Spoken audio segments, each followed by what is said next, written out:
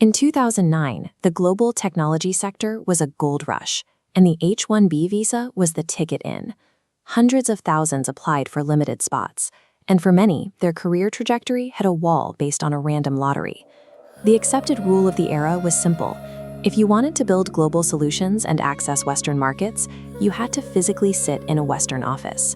That same year, Surendra Sagar BK received his H-1B lottery rejection letter. In the standard industry playbook, that piece of paper marked the end of a global career. But he looked past the bureaucratic hurdle. He realized that the actual value an engineer provides is entirely independent of the geographic location they happen to live in. Guided by a personal refusal to be average, Surendra chose sovereignty.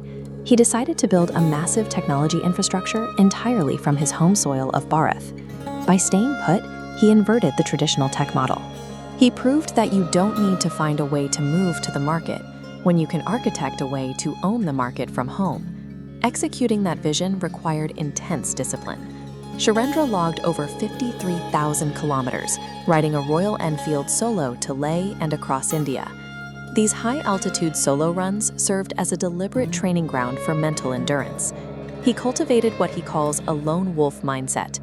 People often confuse that term with being antisocial, but the actual goal is to be entirely anti-dependent. That fiercely independent standard for leadership comes directly from his mother, BKS Nirmala, an orthodox Brahmin woman and a leader of action. She taught him that leadership is measured strictly by the integrity of the action itself. His authorizational strategy, meanwhile, maps to his father, the late BK Sreepada. Serving as the CFO of TMTS, his father demonstrated the deep financial and structural discipline required to run a business.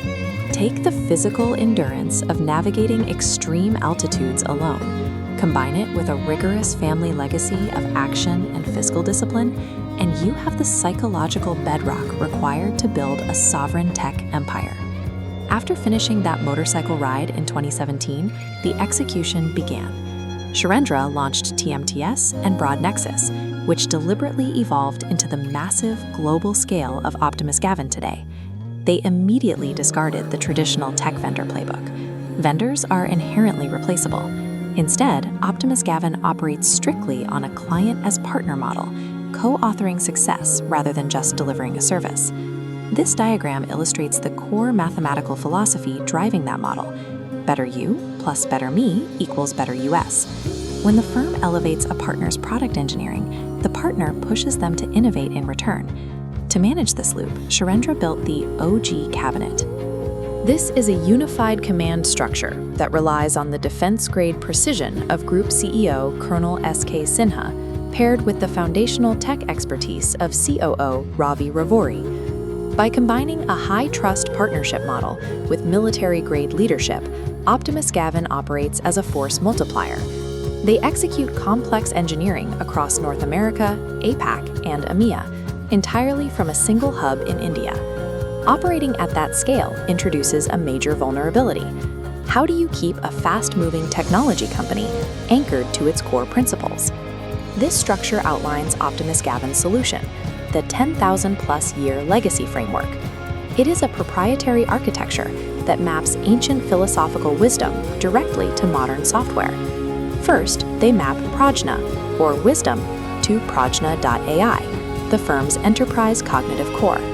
Next, Bhumi, infrastructure, is mapped to their OG cloud orchestration system. Raksha, defense, is secured by the Trio OGS cyber resilience framework. And Praja, people, is powered by their TapVorks talent matrix. By hard-coding orthodox, ancient principles into their digital stack, OptimusGavin engineered an infrastructure built for generational resilience.